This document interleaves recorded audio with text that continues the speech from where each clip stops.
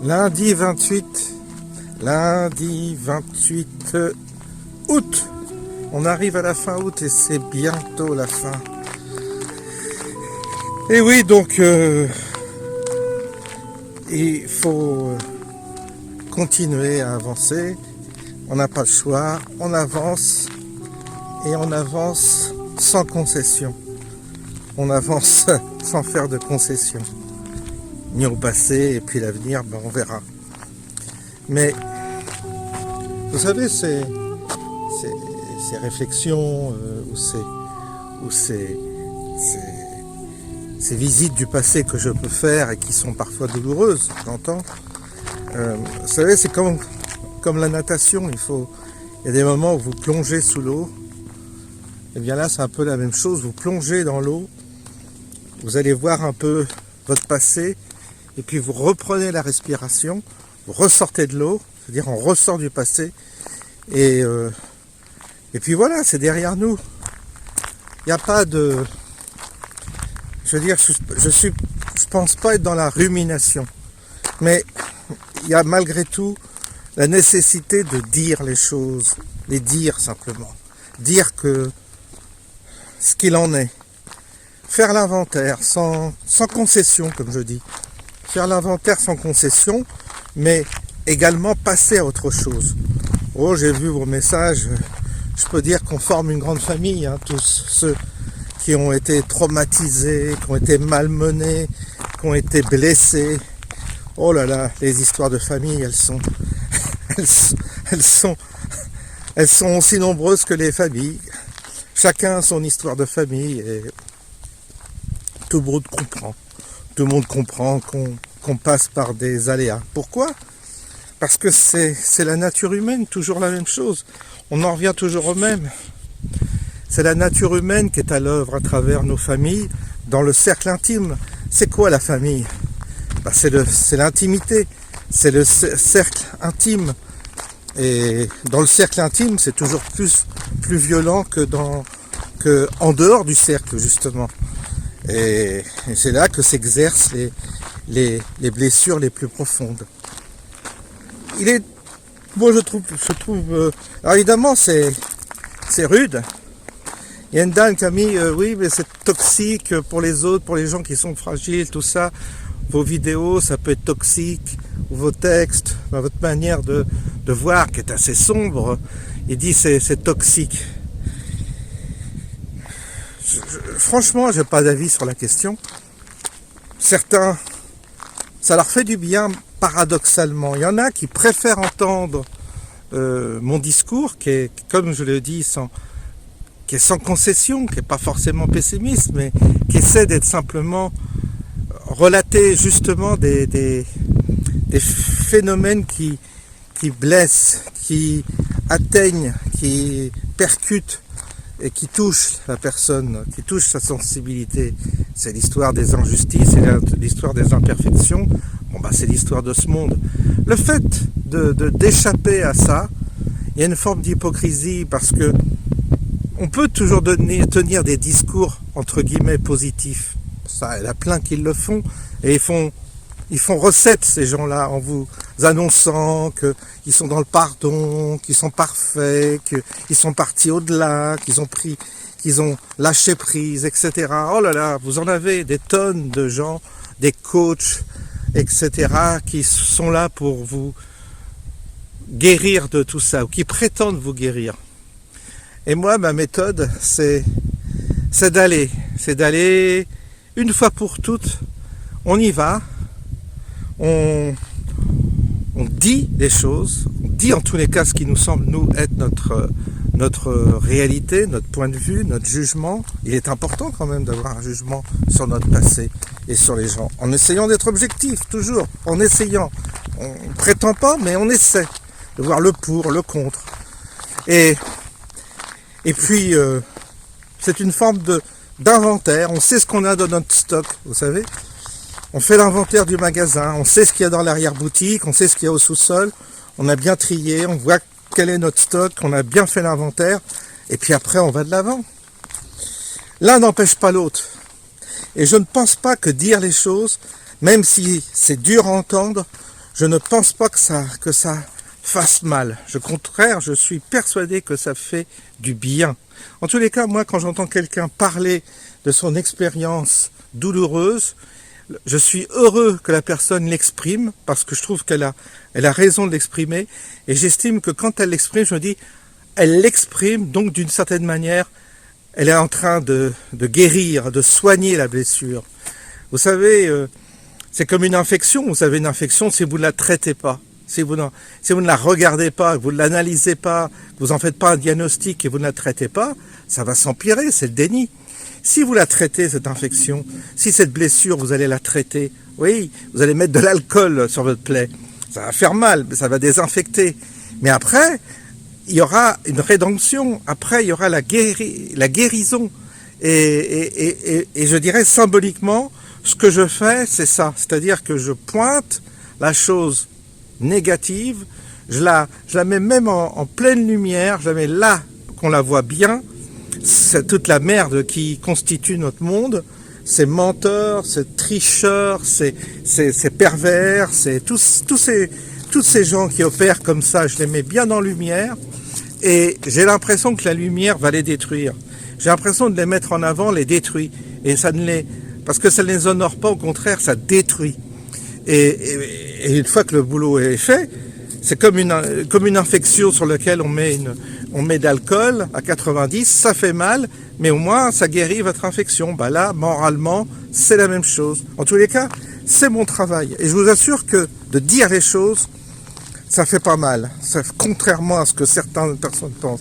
Ce qui fait du mal, c'est tous ceux qui veulent vous emmener dans une posture positive, entre guillemets, et qui ne veulent pas entendre, ni vous entendre, vous exprimer sur vous, ce qui vous tient à cœur.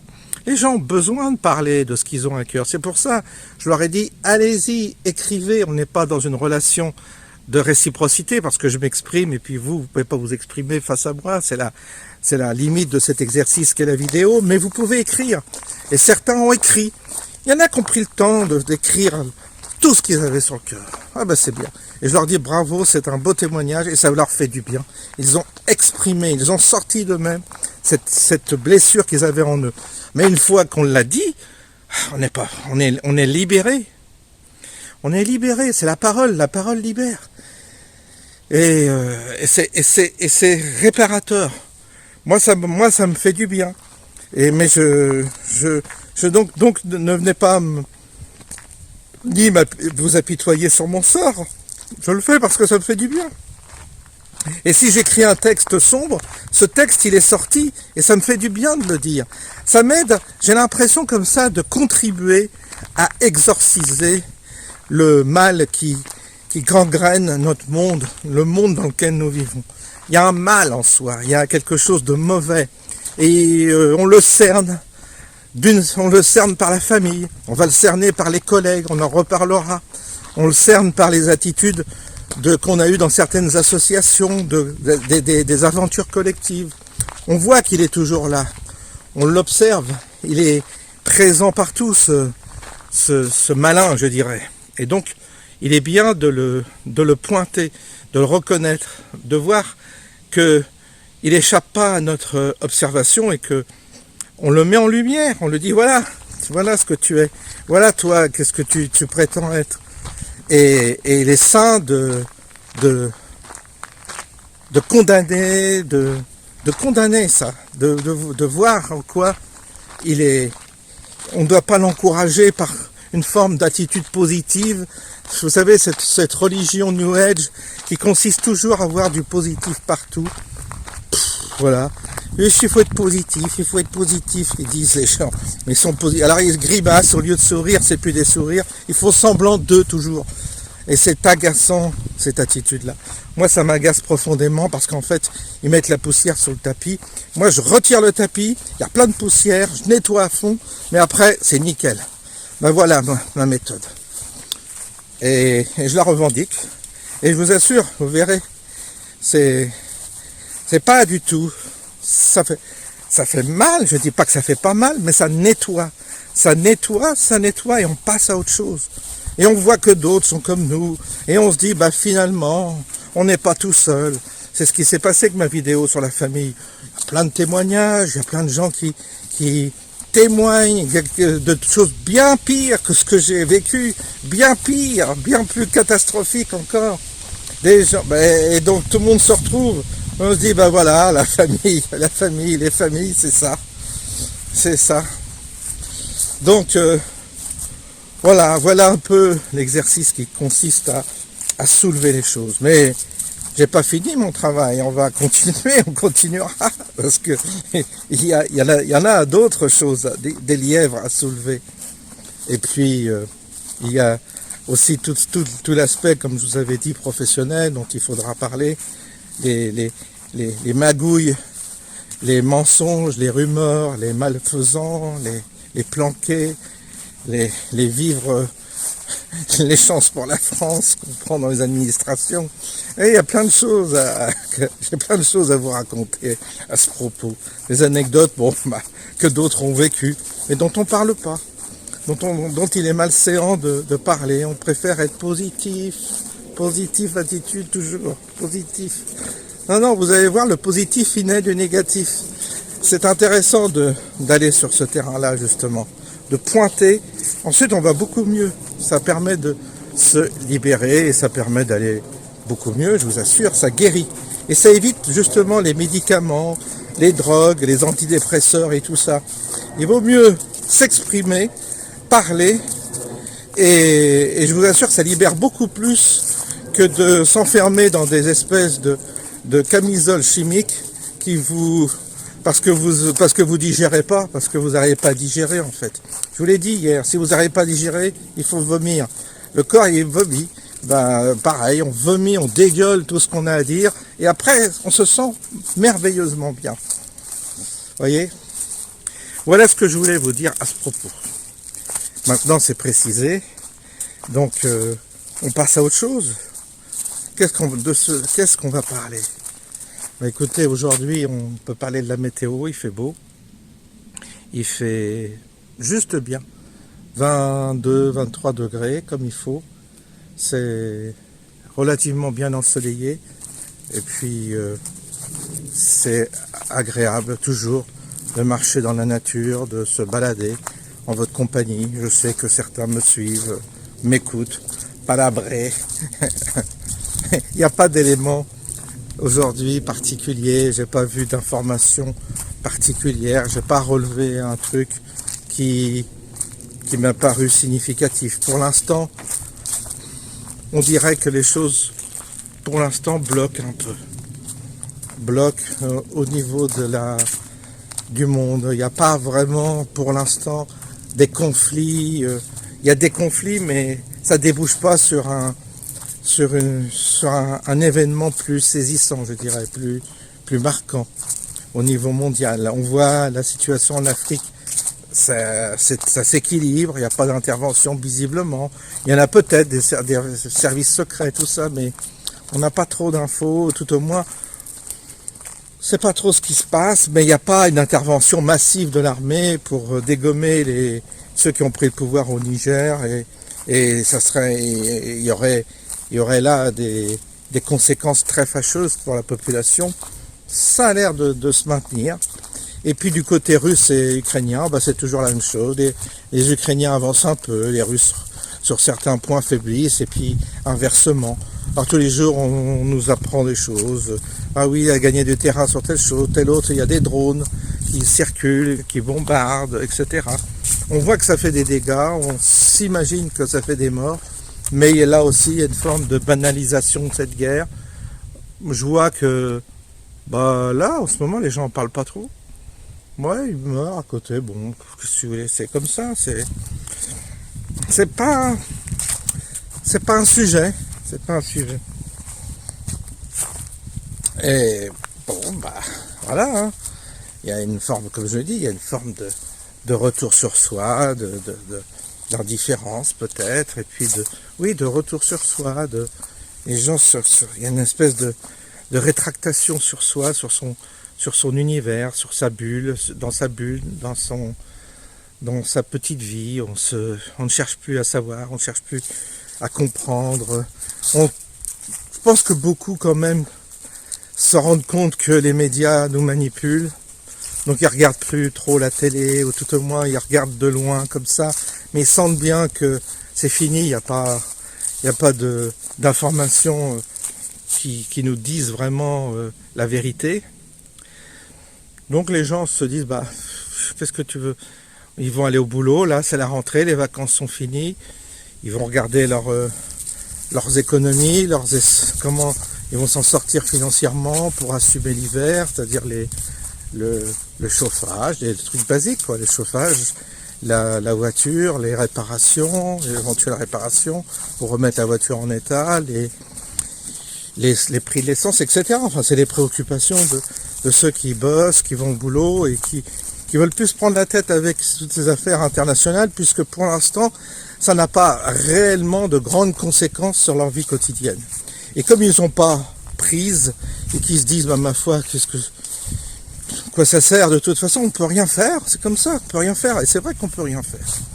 C'est vrai qu'on peut rien faire, c'est vrai qu'on n'a pas de moyens de se positionner, non. Il y a eu l'intervention de Sarkozy qui a été, bah, pour le coup, qui était juste sur la Russie, qui a dit les choses telles qu'elles devraient être. C'est bizarre, même, ça m'a surpris qu'il tienne ce discours-là. Il avait raison. Pour le coup, là, on ne peut pas lui dire qu'il n'a pas raison. C'est-à-dire que, bah, il faut trouver la paix, il faut un cessez-le-feu, il faut arrêter les morts, puis il faut trouver une solution. Tout ce que j'ai dit, bah, il l'a dit, là, très clairement, qu'on ne pouvait pas reprendre les territoires à la Russie, qu'il voulait trouver un compromis avec les Russes et puis arrêter le massacre. Ça me paraît assez sage. Pourquoi il dit ça maintenant? Alors là, c'est étonnant. Il s'oppose frontalement à ce que Macron est en train de faire. Pourquoi? Je ne sais pas. Mais vous voyez, ça fait pas, voilà quoi, ça fait pas bouger les lignes pour l'instant. Et on n'est pas dans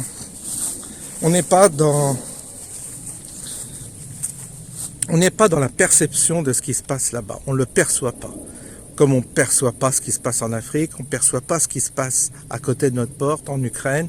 On ne perçoit pas ce qu'est une guerre. On ne perçoit pas ce que ces hommes sont en train de vivre. Leur famille, leur destin. Ce pays, qu'est-ce qu'il va devenir? On ne perçoit pas. Pour l'instant, et comme on ne perçoit pas, je dirais que c'est un peu normal qu'il y ait une forme de retour sur soi, et on peut pas non plus. On peut pas non plus.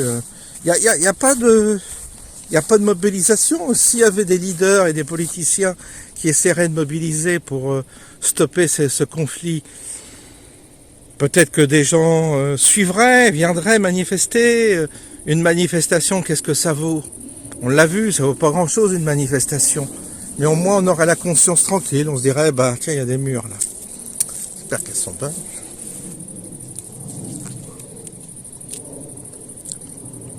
Et je comprends, à partir du moment où vous n'avez pas de leader qui fédère sur ce sujet-là, par Philippot un peu, bah, c'est normal, bah les gens ils font leur vie, hein, qu'est-ce que vous voulez, c'est un peu logique. Hein.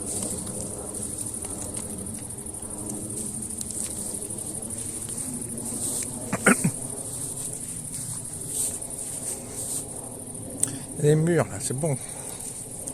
Les murs sauvages. On peut faire voir. Maintenant, attendez. Hop. Bon, si vous voyez, hop là. Quelques-unes qui sont bien noires.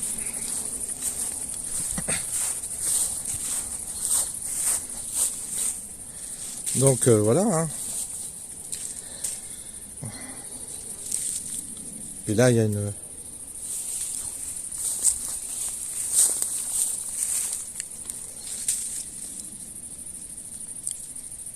Ils essayent de reprendre la main avec l'école Attal, là.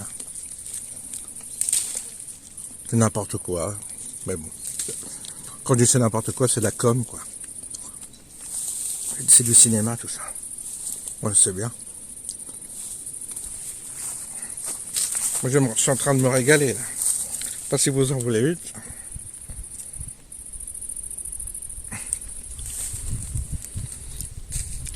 Je me demande d'aller dans les bois, manger des murs. Ça fait dessert, c'est gratuit.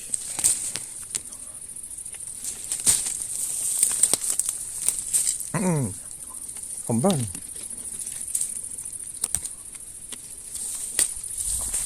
Il y a partout, partout, partout. C'est vraiment tentant. Ah, c'est le bon côté, ça, de l'année, de cette période-là. Et dire qu'ils vendent la petite barquette, une fortune. Il suffit de les prendre, de les cueillir. C'est fou, hein. Ouais, il y a la main d'œuvre et tout, c'est normal. La barquette à payer. Mais parfois on va dans les bois, c'est gratuit, quoi. Vous voyez, et puis il n'y a personne, hein, ça intéresse personne. Il n'y a personne qui vient ici en cueillir. Hein.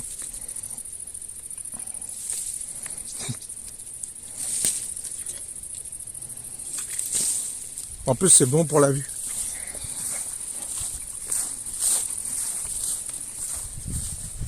Voilà. Bon, ben, on passe un petit moment ensemble. Ça compense un peu les textes un peu sombres que j'ai écrits et puis la vidéo d'hier qui était un peu rude quand même, qui était un peu dure. Mais bon, pour ça que j'ai voulu aujourd'hui que ce soit plus léger. Qu'on soit dans une atmosphère plus légère. On reprend notre respiration. Hier, on a été... Ouf! On a fait une plongée. On a fait une plongée dans notre passé. Dans des affaires qui sont là en dessous. Presque dans l'inconscient. Dans beaucoup de choses dans cette espèce de fosse où il n'est pas très bon d'y demeurer. Il vaut mieux en sortir rapidement. C'est pour ça que les psychanalyses qui consistent à aller passer son temps à remuer le passé, j'ai des doutes. Je pense que c'est bien d'y faire une plongée, d'exorciser le plus possible en parlant, en faisant ce que j'ai fait, et puis après, on relève la tête, on sort de l'eau, on sort de ça, et on part sur autre chose. Il y a un temps pour tout. Sinon, on mijote, et on n'en sort jamais. C'est pas non plus bon pour le moral. Non, je vous disais, en ce moment, il n'y a pas d'événements ou d'éléments qui méritent qu'on s'y attarde. Il n'y a pas un truc vraiment sérieux, déclencheur, sur lequel on peut dénoncer des choses droites et repartir sur des hypothèses complotistes, entre guillemets complotistes, mais on ne va pas non plus perdre son temps à spéculer sur des éléments qu'on maîtrise mal, sur des informations dont on n'a pas forcément la certitude qu'elles sont fiables. Et donc j'entendais sur Prigogine là, qui est mort, il y a plein d'hypothèses. Bon, il y a Berkoff qui a invité Bro, un gars des services secrets suisses, je crois. Il passe une heure à élaborer des hypothèses. Oui, bon, d'accord, c'est pas la peine. Hein. Soit tu as des infos, tu nous les donnes, mais si c'est pour nous balancer des hypothèses, ça sert à rien. Les hypothèses, on peut les faire nous-mêmes. Donc, ça sert à rien, Et ça spécule, et ça spécule, et ça spécule. Donc, c'est peut-être ceci, c'est peut-être cela, c'est peut-être un attentat, c'est peut-être les Français, c'est peut-être un accident. Ouais, et puis vous passez une heure comme ça. À quoi ça sert? Soit tu as l'info et tu sais tu sais de quoi tu parles, soit tu n'en parles pas. Tant qu'on n'a pas d'info, tant qu'on n'a pas de certitude, et il est fort probable qu'on n'ait jamais l'information, qu'on ne soit jamais au courant de ce qui s'est vraiment passé. Et donc après, ce n'est que des spéculations. Alors vous avez des gens qui adorent spéculer, adorent. Ils passent leur temps à blablater, à spéculer et à monter des hypothèses, et puis le jour où la réalité ne correspond pas à leurs hypothèses, c'était comme ça. Ils vont passer un temps fou à spéculer. Ils n'ont pas forcément la solution ni la bonne interprétation. Et quand la bonne interprétation, la réalité leur montre quelle était vraiment la vérité, souvent ils sont pris de court et puis ils passent à autre chose. Ils reviennent même pas sur ce qu'ils ont dit. Mais ils ont passé beaucoup de temps à spéculer.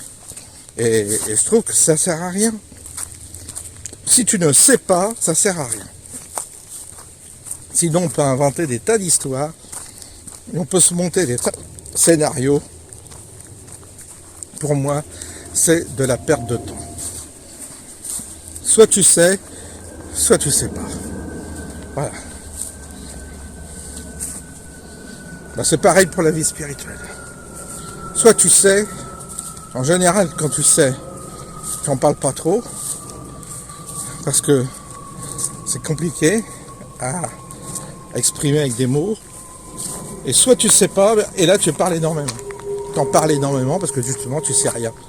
Tu sais que ce que tu as lu dans les livres, et tu en fais des hypothèses, et là c'est parti aussi pour un tour. Il y a des gens, ils passent leur temps à spéculer sur la spiritualité.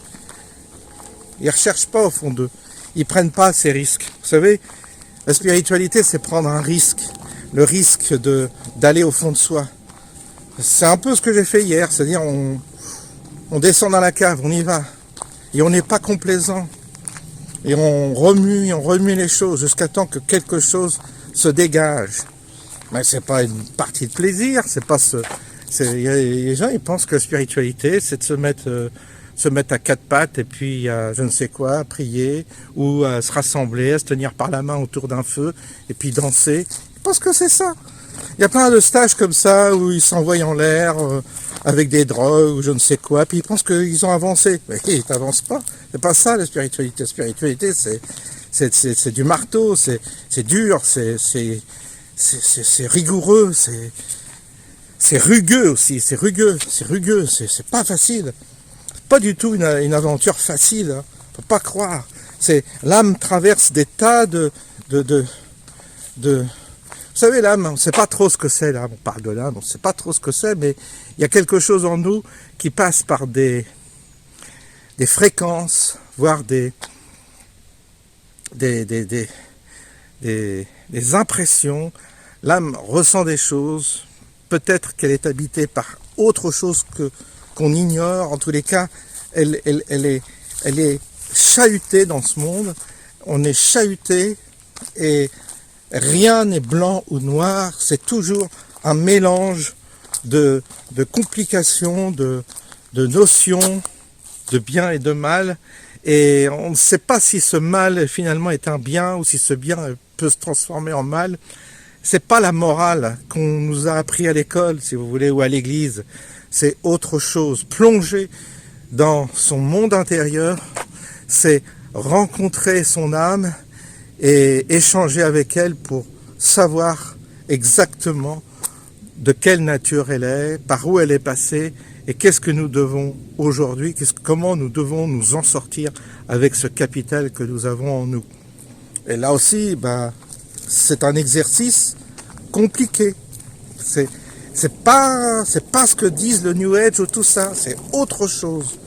C'est rude, c'est un exercice qui est pas facile, mais on ne peut pas faire l'impasse sur cet exercice-là. On ne peut pas. L'exercice, il est compliqué, il est dur, il est rugueux, mais on ne peut pas faire l'impasse. Sinon, on vit toujours en superficie. On vit sur un lit d'émotions. Alors on est prisonnier de nos émotions, c'est-à-dire qu'on ressent une chose et on ressent une autre après. On regarde un film, on est ému. On lit un livre, on est ému. On est toujours dans l'émotion. On est toujours dans ce côté émotif. C'est la couche émotive qui prend le dessus de notre personnalité. Et sans arrêt, on est balancé. On est balancé, si vous voulez, par ce qui touche notre émotion. Et on est victime de ce qui touche notre émotion et on est esclave de ce qui touche notre facteur émotionnel. Et donc l'émotion, elle est là, mais elle ne devrait pas être autant, si vous voulez, présente qu'elle l'est aujourd'hui. Aujourd'hui, beaucoup sont trop dans l'émotion et donc du coup, on est toujours en surface. On va jamais au fond. On ne s'attaque pas à la racine. Et la racine, il faut traverser l'étape émotive pour atteindre la racine de nos existences et de nos questions qui sont profondes. On ne peut pas rester sur le plan des émotions. Sinon, vous êtes toujours addict à des choses qui vous font du bien et vous vous éloignez des choses qui vous font du mal. Alors qu'en réalité, si vous vous dépouillez de votre sensiblerie émotionnelle, vous allez pénétrer en vous dans des zones peut-être rugueuses, dangereuses, mais vous serez plus solide, désarmé, enfin armé de votre de cette qualité qui consiste à être une forme de lucidité, presque de... Il y a quelque chose en vous qui est capable de dépasser le côté émotionnel. Et vraiment, la partie émotionnelle, elle est souvent un obstacle à notre progression, ou tout au moins à notre recherche intérieure. Ça veut pas dire, c'est pas parce qu'on c'est ça l'ambiguïté. C'est pas parce qu'on n'est plus commandé par l'émotion qu'on devient forcément un zombie, qu'on devient insensible. On peut être sensible sans avoir une dépendance à l'émotion affective, si vous voulez. Être sensible, c'est ressentir une douleur, mais ne pas être perturbé émotionnellement. Parce que si vous êtes trop perturbé émotionnellement, vous tombez dans un gouffre et c'est terrible. C'est assez terrible et vous perdez équilibre, en fait, intérieurement, j'entends. Donc il faut bien voir ça. Ça me paraît important. Donc le côté émotionnel, à petite dose. C'est bien d'en avoir, mais c'est comme tout, une petite dose. Dans notre alchimie intérieure, on a une petite dose d'émotionnel, mais pas trop. Sinon, vous êtes tout le temps pris dans un registre où vous êtes fragile. Elle est là, la fragilité. Elle est dans la dépendance émotionnelle. Mais si on n'est pas dans cette dépendance émotionnelle, on va plus loin, on creuse plus loin et on règle des problèmes bien plus profonds. Parce que on n'est plus dans... Et ça ne veut pas dire qu'on ne souffre pas. Moi, je distinguerais l'émotion de la sensibilité. Je pense que la sensibilité, c'est important. C'est ce qui fait qu'on est humain. Sinon, on voit bien les gens qui perdent leur sensibilité, deviennent des zombies, deviennent des êtres glacés, inhumains, et ressentent plus rien. Donc, vous voyez, je fais la distinction entre les deux.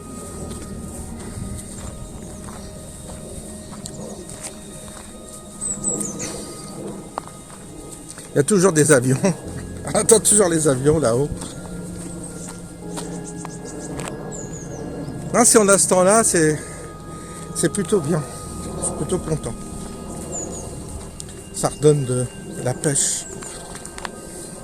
Pas trop chaud, juste ce qu'il faut, comme il faut. C'est très bien comme ça. Bon, bah, je sais même pas comment je vais l'intituler cette vidéo. Parce qu'on a abordé plusieurs choses. Je sais pas. On verra. Je vous souhaite une bonne journée. Demain, mardi, vous découvrirez cette vidéo, comme toujours.